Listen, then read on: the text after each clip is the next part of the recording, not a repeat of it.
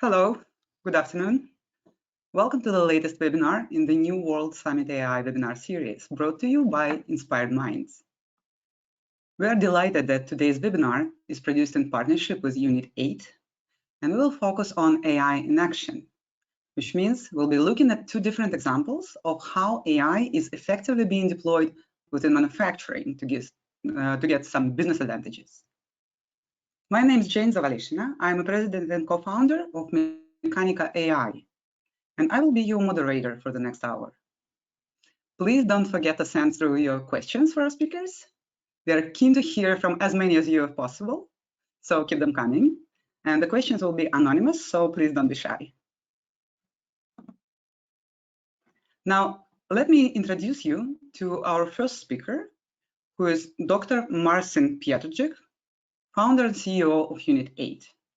He will be speaking about improving overall equipment effectiveness with advanced analytics and AI. Dr. Pietrzyk, the floor is yours.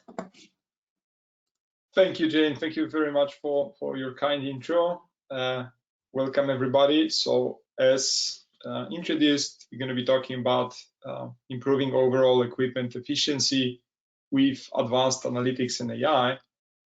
Before I jump in this topic, I would like to tell you a few words about who we are as a company. So our mission is to help large enterprises convert data into value. It's well known and accepted fact that this is feasible. However, what many people miss is the fact that between data and value there is a gap consisting of technology, consisting of skills, consisting of culture, and Unit 8 exists to help large enterprises navigate that gap and convert the data assets into value. So this is best done with people who have been there and done that, and that's part of our crew. So we have onboard people coming from companies such as Google, Amazon, Microsoft, Palantir, or Apple. So companies which are very good at converting the data assets into monetary value. And we believe this is the best set of people to help our customers to also reach that goal. This being said, let's go to the main topic of today, so the manufacturing case. So this is introduction of a case study, which I'm gonna deep dive with you together in a minute. So basically, our customer here has been a large chemical producer that struggled with some hard to detect issues in manufacturing process. Our solution has been basically bringing data integration, mix of artificial intelligence and classical data science to the problem. And as a result, we managed to reach a 15% increase of overall equipment efficiency. So that's what happened in a nutshell, and I'm gonna now walk you through the whole process of reaching that goal. So this is basically a first slide that describes our journey. As you can see on every slide at the bottom corner, there is a timeline. So here we are on day one. This is our brief, which we received from our customer. It had several flavors. So top management, of course, wanted to know if they need to invest in another factory. Some of production facility heads wanted to know if they can improve on timeliness of the orders. And finally, the people on the ground really wanted to know what is happening, with the machines. Can they squeeze more out of the whole process? So with this brief, we started our work, and the first step is really understanding, what is happening on the ground in the factory. So we started visiting the factory. Here you can see one of the production lines. Of course, it's much bigger than this. It's a pretty significant facility. It's producing about few hundred million Swiss francs worth of product every month. So what you see here is a line which is basically pouring different ingredients to a moving scale, which is moving through the line, and the raw ingredients are stored on the upper compartment. And basically those ingredients are then poured to this moving scale via the syringes that you see on top of the slide. So in a nutshell, this production line simplified consists of raw materials, those are in thousands, which are poured via these valves on a moving scale that is compounding different materials as the scale is moving along the line. So that's one little part of the whole process, just to give you a flavor of what we are dealing with. Actually, the process is much more complicated than this. And after mapping the whole process, you get a diagram of that sort. Here, it's obviously anonymized to protect our client's interest, but you can see that the whole process of producing the chemical is multi-step. It requires several machines and as many as dozen steps, to reach really the state from raw material to the end product. What's important to note on this slide is these blue dots that you can see. So these are marking actually the systems which are storing some sort of data. So as you can see, we have at least 5 different systems that are storing some sort of data that we can tap into. So us being, data science and AI specialist, one of our first tasks after basically understanding what is happening is asking the question, where is the data? So we started the process of obtaining the data, which turned out to be more complex than you can imagine. Finally, after actually a few days of exchanging emails with various people, we got first Excel sheets with data samples. But very quickly, we realized that those Excel sheets are not complete. We need other type of information that has to be extracted. So we had done another request and another request. And very quickly, we realized we are entering sort of Excel hell. So those Excel sheets are out of date. They're using different standards. The data are not, in synchronization. So it's very, very difficult to do professional data science with this sort of data assets. So one of our first steps has been decision to stop using Excel and bring a lightweight but modern data analytics stack, which consists of some of the open source tools that you can see on the slide. So basically, the idea here was to bring the data from these 5 different systems into one place where we store them and we will analyze the data in a professional way. So from day 1 to approximately week 4, we've been laying a groundwork for the future analytics work that I will describe to you in the next slides.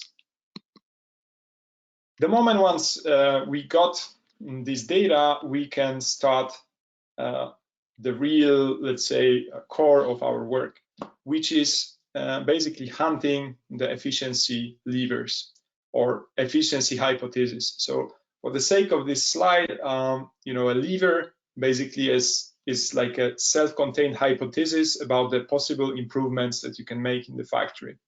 And here on this slide, which looks fairly complex, but in the end is relatively straightforward, we depict basically our process to do so. So by using data inputs, the process understanding, and expert's judgment, you come up with a list of possible areas, in the factory in which you can apply the improvements. Then what you do is you measure variability basically in those areas. So in manufacturing process, you want to have your process as predictable as possible. You don't like variability. So if a certain part of the process is supposed to take, between 5 and 6 minutes, you want to keep it in this range, because if you have variability of this timing, it impacts all the chain afterwards. So basically, the areas which are the most interesting to focus on are the areas in which the variability is high, because this means there is very likely inefficiency in the process that can be fixed. So once you have those areas identified, you define your levers, and then you basically score them on two axes. One is the possible impact, so how much efficiency we're going to gain by applying this lever versus the effort that is required to implement the lever. So something might be very impactful but very expensive or almost impossible to implement, and obviously we are looking for the levers that fall in this high impact, low effort green box at the bottom. And what you do after is you basically iterate through this cycle until you reach the required efficiency gains. So in the end, you start with the levers, you apply your data analytics and machine learning methodology to support those levers, you make the change on the site, you measure the impact, and you come back to your lever definition. And you iterate through this process over and over again until you reach basically the expected OEE improvements. So here I'm fast forwarding to week 16. So as you can see, it took us 12 weeks to identify sufficient number of levers to basically reach the expected outcomes defined in the business case. And here is the summary of the areas which brought the biggest improvements in the efficiency.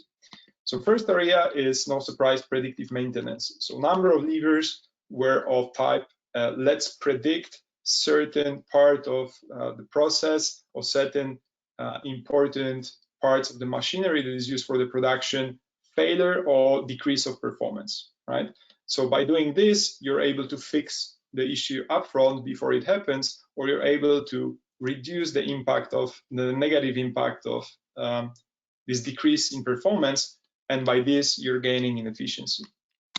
A second area, which I call adaptive production, is slightly different. So here, let me use example to describe this one. So let's imagine that in the whole process of production, there is a drying step. So your product has to be dried. It is basically done by using certain amount of energy over certain time period to ensure that the product is fully dry.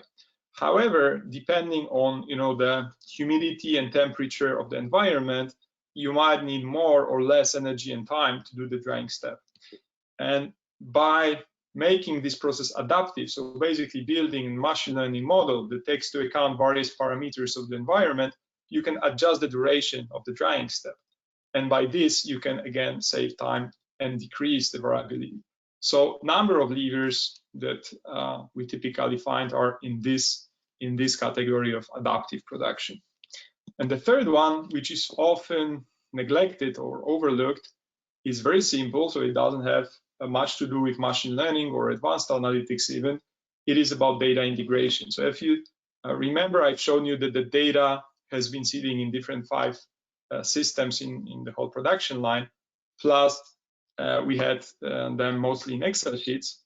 And usually, just by bringing these data assets into one place and displaying them in a clever form, you can find inefficiencies in the process that were not known for the team on the ground. And number of levers that we used were of that sort. So doing basically analytics on top of the data assets that are already there, but are sitting in silos. So next step, once your levers are there and you identify the biggest impact areas, is moving from this ad hoc analytics, which we done so far, to something that is much more professionalized and basically can be used 24/7 in real time. So basically, what you see here is an application that we built that industrialized those insights and alerts in a form of iPad application that the person on the ground can look at any point in time and see what is the current status of the factory and react to issues. So it took us 8 more weeks to basically reach that step. And finally, the end result is the promised 15% gain in overall equipment effectiveness that we managed to reach with those steps. And here you can see the actual team on the ground celebrating after the successful project and deployment of the tool. So This is the case of manufacturing that we implemented, and I wanted to take a little step back and take a little bit broader picture on other areas of the enterprise, because quite often what we see is starting in one area, like we did in manufacturing, is just the beginning of the journey. So for that particular customer in chemical industry, we quickly realized that yes, we can make significant improvements in manufacturing process, but we can apply machine learning, data science to improve also areas such as R&D, like product development, like supply chain, sales and marketing, finally, finance and legal and regulatory compliance. So application of those methods is really broad, and they can be used to currently improve the efficiency in almost all the job functions of the modern enterprise. So to illustrate that, I will just use a very short example of product development, which I believe is very interesting. It's going to be much shorter because we will not have time to go in depth in this case, but I'm sure you're going to find it worthwhile. So if you think of, again, a chemical producer, the traditional way of creating a product, which is twofold. It's a formula and it's a process to create the formula. So for instance, if you think of pharma, you need to find the right compound, and you need to have an efficient process to create this compound in industrial scale. So the traditional way has been, first you have a specification, which is describing the desired properties of your product. And then you have expert, or rather a team of experts, highly skilled individuals who are using their knowledge and judgment to create this formula and create the process to then deliver this formula. And this has been the way to do creation since probably hundreds of years. And now what we see is a new way, looks much more like this. So first, your specification is much more, I would say, organized. So imagine this is again a tool in which you specify the parameters of the product that you want to create. You might want to input constraints such as price reduction, or perhaps your end product should be similar to a certain type of products. Perhaps you might want to reduce certain ingredients which are perhaps expensive or scarce on the market, and you have certain safety or compliance criteria for a certain geography that you have to meet. So that's your spec. And now what happens is that basically a neural net that has been trained on millions of past examples is suggesting a possible set of new formulas and new processes for creation of those formulas. Of course, the human is still in the loop, but the role of expert is very different. It's basically about tuning the whole process and using the human judgment to improve the outcomes rather than to create from A to Z. So you can think of it as sort of AI-assisted development of new chemical products. And to give you an example of how this can work in practice, this is a real case study. So a chemical producer was facing a shortage of certain ingredients on the market, which is basically reducing its margins. And by using this method that I just described, they optimize the production, or actually they optimize the formula first in a way such to preserve its properties but reduce the price. And the overall impact was a 40% cost cut of the production of this particular line of products. So again, to wrap it all up, yes, you can have impact in manufacturing, but this is AI is definitely not limited to manufacturing, can be applied to almost any function in modern enterprise. For instance, like in the case of product development, and you can see similar cases with similar impact in these different domains. In case you'd be interested to learn more about supply chain, sales and marketing, finance, legal and compliance, or other fields, feel free to reach out to us after the presentation.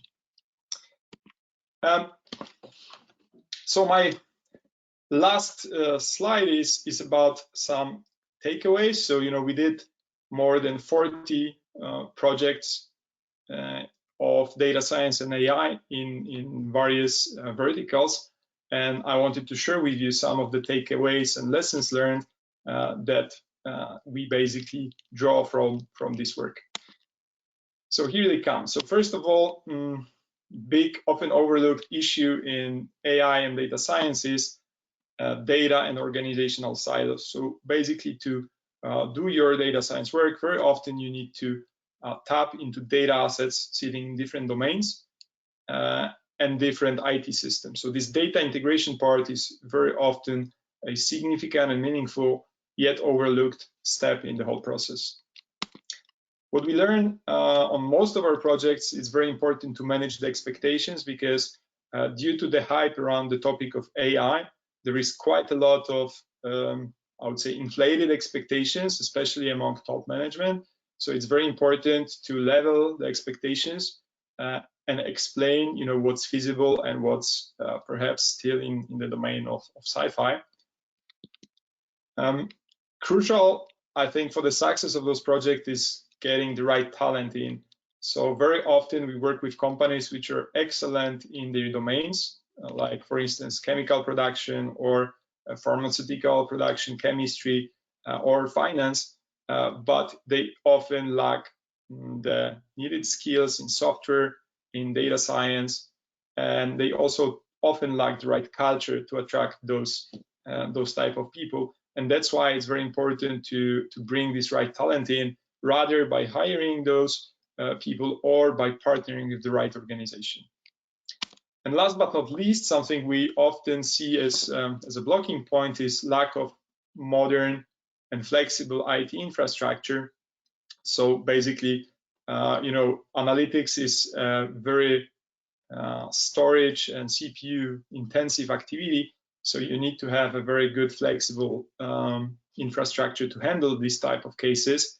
And oftentimes IT organizations in large enterprises don't really have those capacities. That's why we recommend, whenever possible, using public cloud infrastructure, because this way your team can focus on the high value part of the cases and solving the business problem, instead of basically fighting with the underlying IT infrastructure. So these are the key takeaways, and I would like to finish with a few quotes. So first one is from Jeff Bezos, CEO of Amazon, where he's basically saying that the things they are doing with machine learning nowadays have been in the realm of sci-fi just few decades ago. So that's a very positive, bullish view on AI. On the other hand, I like very much this quote from Matt Veloso, who is saying the difference between machine learning and AI is that if it's written in Python, it's probably machine learning, and if it's written in PowerPoint, it's probably AI. So watch out for those cases. And finally, we should be nice to machines, because they treat very badly those who don't like them. And with this, I would like to open discussion and questions session. Yeah, thank you very much, Marcin. We actually have a lot of interesting questions about specifics of what you have done, but I would like to start with the one that probably is more general and probably concerns everyone nowadays in every industry and every business. And this is a question: how do you see, what is the impact of COVID-19 pandemic on what you do, specifically on AI projects in manufacturing? Do you see any influence? So in general, we see two types of impacts. So on one hand, we work for also for automotive industry, we work for airlines industries, and in those cases, the impact of COVID is that some projects are getting on hold, and basically, those organizations are slowing down their activities. On the other hand, we see also quite a lot of positive signs due to COVID. So we see organizations which are speeding up actually their investments in AI. So we've managed, to achieve certain things with some of our customers, which were previously very difficult to get through, and now they've been actually forced to speed up because they need to digitalize and they need to deliver impact much faster than before. So COVID is also actually accelerator of digitalization. I see. So it's kind of as usual, every crisis is both a challenge and an opportunity. Okay, going to more specific questions on what you've done. There's a lot of interest to the part which goes before data science. I mean, there's data which you need to organize, maybe clean. They sometimes come from sensors, but sometimes it's human measurements, which can be a problem. You also mentioned in your presentation the importance of breaking data silos. So how much time and effort does that part take before you can even start using data science and AI?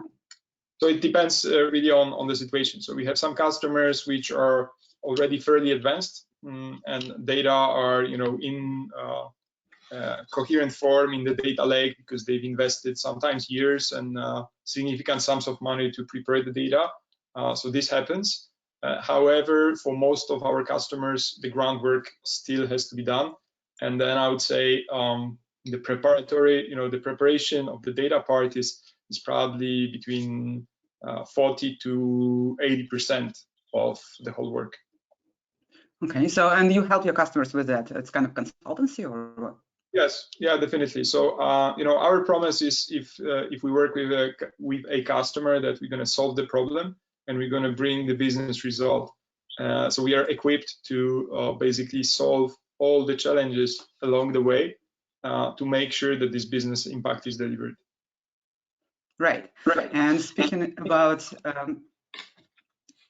business results and challenges along the way brings me to the next question, which we also had a few times from our participants, is after you finish the data science work itself, you need to put it into work, right? You need to implement it within the existing business processes.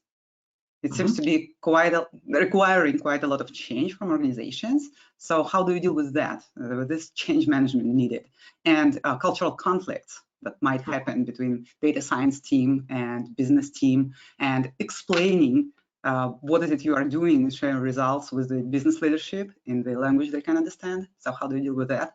And again, how much time and effort it takes? Yeah, this is definitely it's a very good point and very important part of the project. So especially if we are talking, for instance, about, you know, this manufacturing space, it's nice to have good results, you know, from data science or models, but if you don't manage to convince people on the ground to really change the process, to really make you know, the required investment, sometimes nothing will happen. So you should factor those things in definitely in the planning of the project, and it's very important to get the people on the ground who are responsible for the changes in the end to be involved in the project from day one, right? Because I'll just give you an example. In pharma, we've been doing factory optimization. We found very great levers, which resulted in the end in more than 10% of improvements of the efficiency. But to get them implemented, you know, it might take 2 quarters, right? So you need to plan those things well ahead. If you don't, it might impact negatively your planning and your business case. Right. Could you maybe share some tips, which approaches work best to, you know, to explain it to business and help with this organizational change? How do you? Yeah. So how do you help them? like on very practical term, you know, we have different types of profiles in our team. So we have people who are software engineers, we have data scientists, and we have also people who are experts in both the technology and business, and they're bridging this gap, right? So it's very important to have at least part-time in the project a dedicated role of a person which will, you know, engage with stakeholders, which will understand the constraints, and which will drive the change. So that's what we do.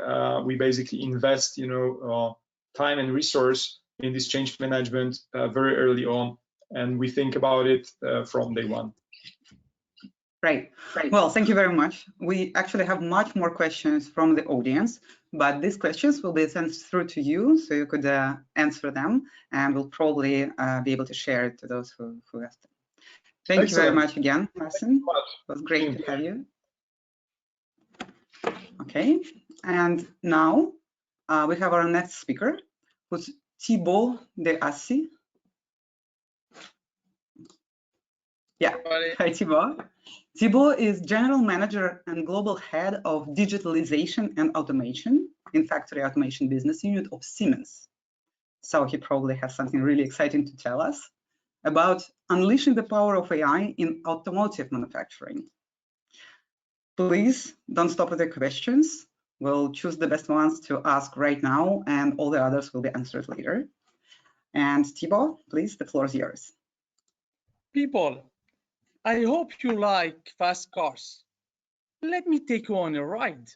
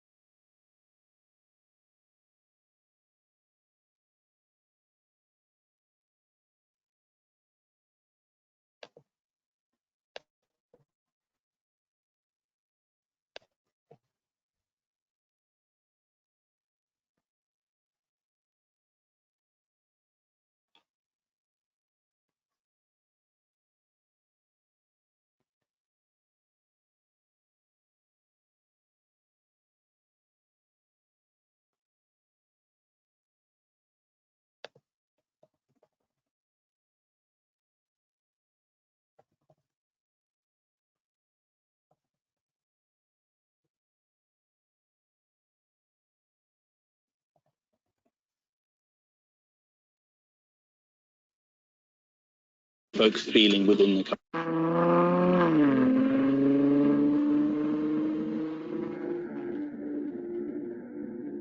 I think first and foremost with the Ghibli, we wanted to produce a new Maserati, meaning that the Ghibli adheres to the core brand values of Maserati, being Italian style, dynamic performance and refined luxury. The challenge obviously in terms of launching higher volume cars within a modern manufacturing facility, state-of-the-art manufacturing facility, is to retain that bespoke feeling within the cars, which is very much appreciated by our clients.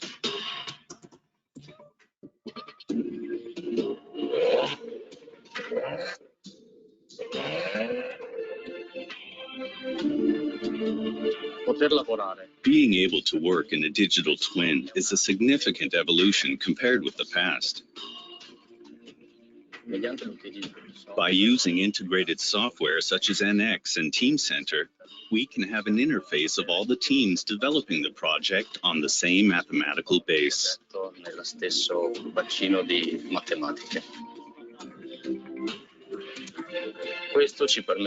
This allows us to reduce analysis times and to avoid possible errors caused by miscommunication between the different teams.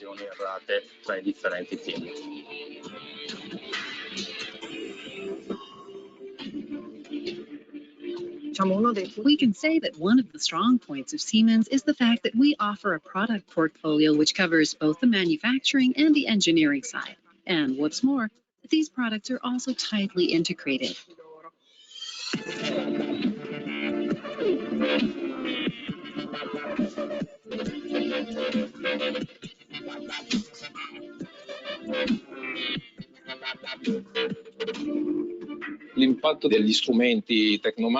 The Technomatics tools are above all useful in the analysis of the product and in the simulation of the product line. Earlier planning and development know-how is thereby incorporated and implemented in the overall design.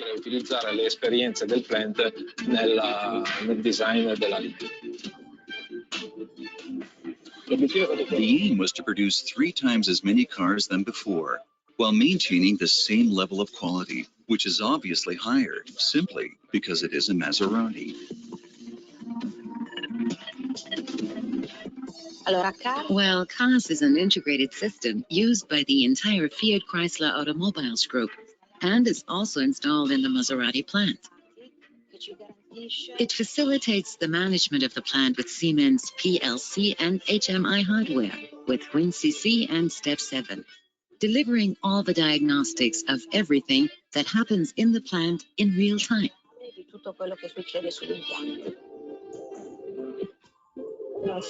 So Siemens technology helps us to be more efficient and have better quality management in the production plant.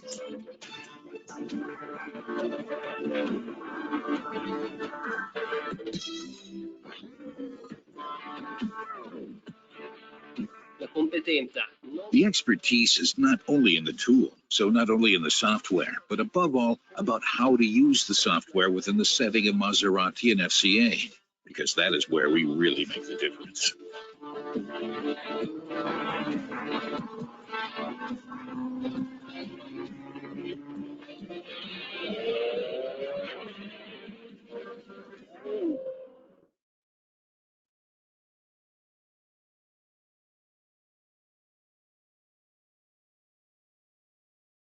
The impact of COVID and having communication issue. So I think I cannot see your faces, but I'm sure you are wondering. Come on, Thibault. Siemens, Maserati. I'm sure you know us. I think, Caroline, I cannot share my screen.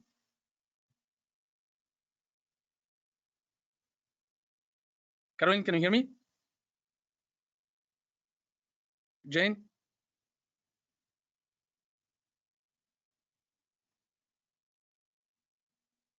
Yeah, I can hear you. Okay, I'm not able to share my PowerPoint.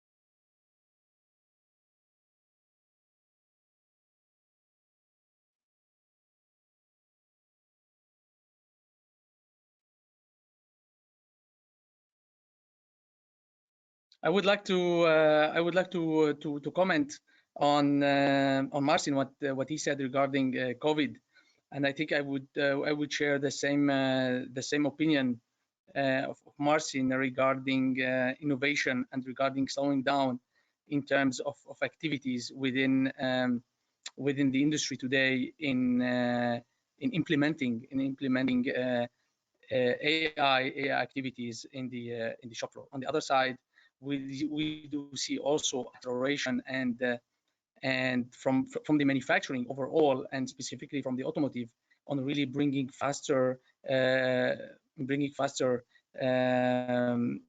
technology in the manufacturing environment to real innovation and to realize productivity.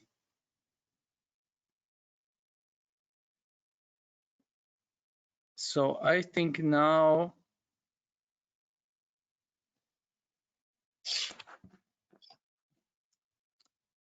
Yes, Thibault, could you please go to control panel and try to share your slides?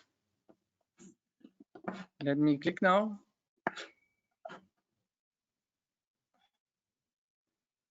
You have these tabs. Can you see my slide? Okay, yeah. Now I could showing screen. Can you see my screen? That looks a little bit. You should choose the window. Can you see my screen? The one you want to share.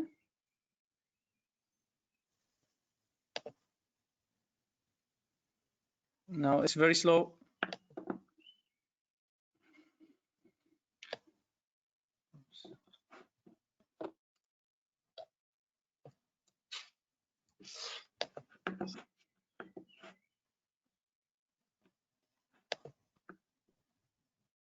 Give me one second.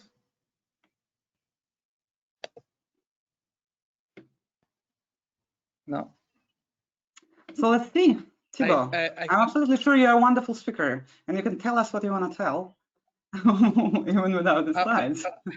Absolutely, I'm looking to share my my screen, and in the time, what I'd like to tell you is that actually I'm sure you know us. I'm sure you know Siemens through our generation and transmission. You know us through our medical diagnosis. I'm sure you know us through infrastructure such as mobility. Actually, today we Siemens we are focusing on and leading in electrification, where are. We are all leading in automation. We are automating the factories of our customers, leveraging our automation hardware and software product portfolio, and then we are also moving ahead with digitalization. Why digitalization? Because we are driving this since a couple of years.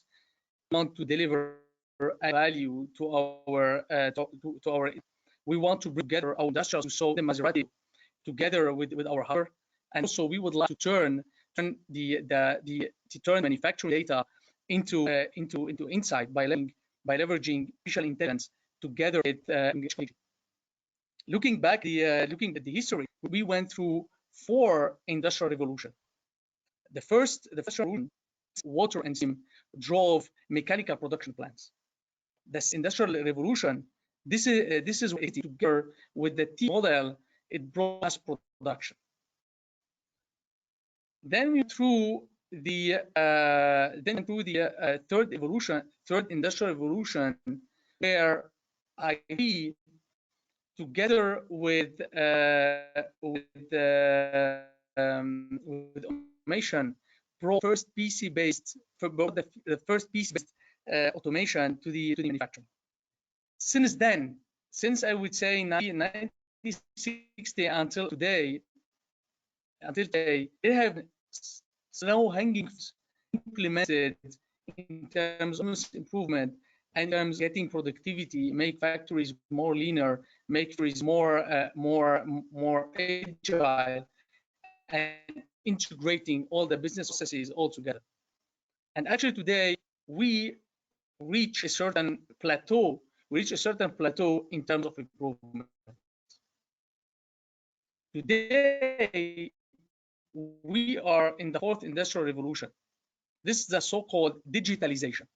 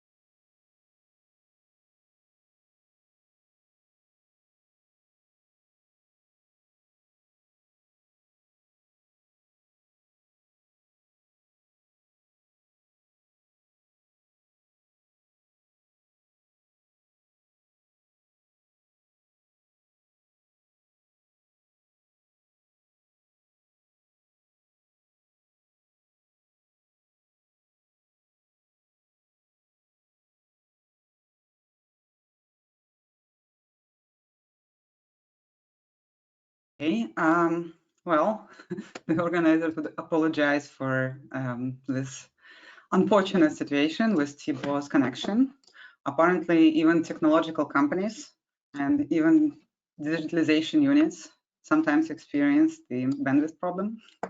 However, because we had a lot of questions about AI being used in industrial sector in manufacturing before, while Marcin was making his speech, maybe it is something we could discuss for now while we are waiting for Thibault to get back to us. Marcin, are you with us? Could you maybe get back? Because we have more questions to ask you. Sure. Wonderful. So we discussed how we prepare to data science projects, and we discussed how do we kind of finish them, right? Making them to create real business advantage. But what happens in the process? What kind of AI approach you use? Do you see any difference in which AI approaches are more efficient for manufacturing sector? Could you specify a little bit more? I'm not sure I got the question. Sorry. What kind of algorithms, what kind of well, data science, what is it you are doing actually, right? I mean, because of what you said, that Python means machine learning and AI is just PowerPoint, you probably are not just using PowerPoint. What is it you are doing? Oh, I see. Okay, now I understand the question a bit better. Also, you know, I think that the biggest maybe misconception that is out there is that you know, data science companies are just designing some intransparent, very complicated algorithms. So it almost looks like it's a job done by a mathematician. This is not the case. So there is a lot of software engineering involved in the process. There is a lot of data preparation involved in the process.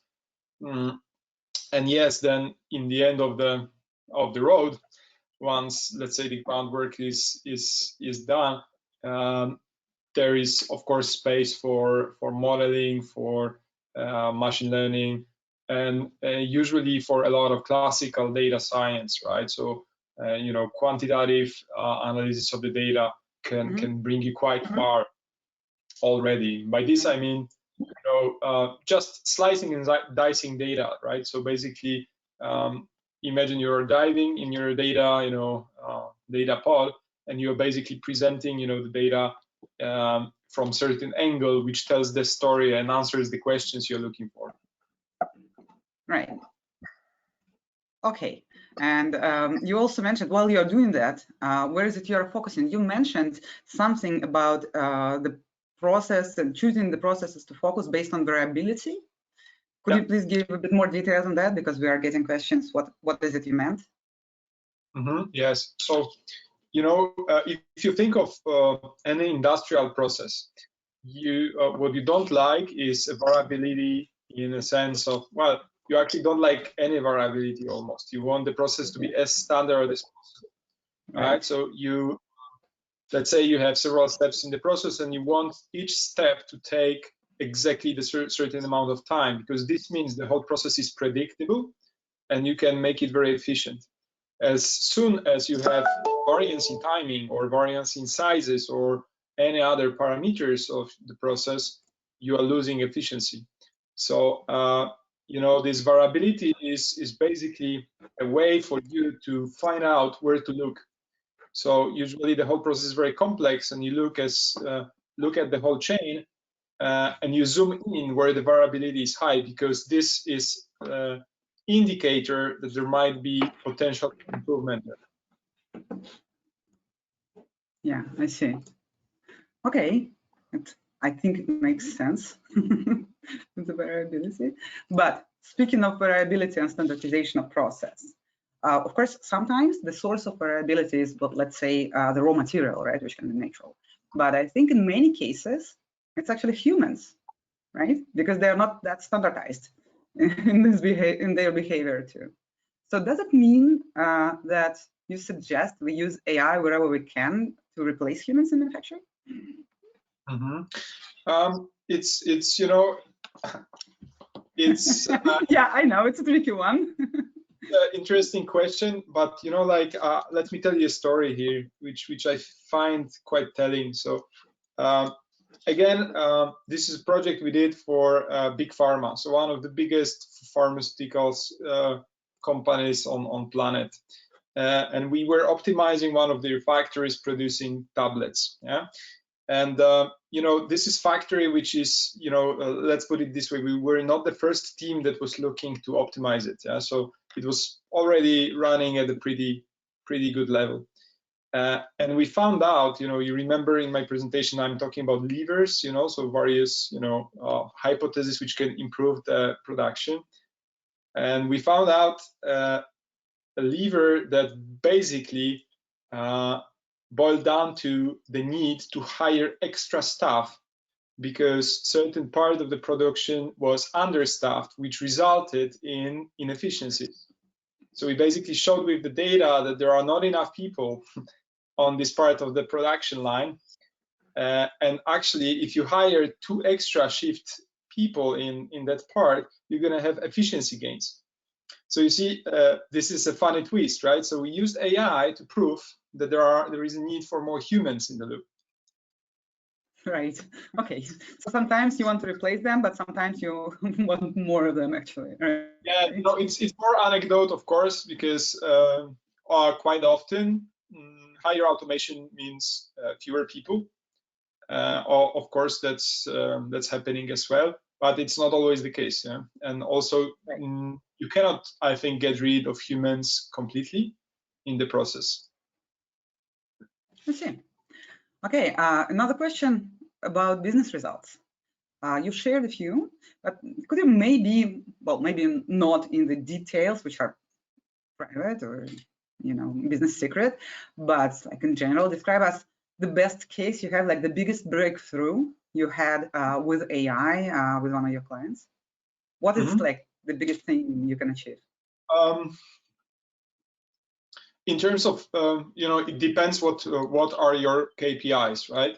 But if I'm talking about monetary impact, the biggest impact we had was in finance sector, and it was $500 million Swiss francs saving. Okay. But well, getting back to manufacturing, which is our topic today. Yeah. You asked in general about AI. In manufacturing, the biggest gains we've seen were in order of magnitude of 20-something% overall equipment efficiency, which is pretty huge. If you think of, again, a factory which is running already at a good base, right? So we are not talking about optimizing a factory, which is... No, 20% in industrial production is huge.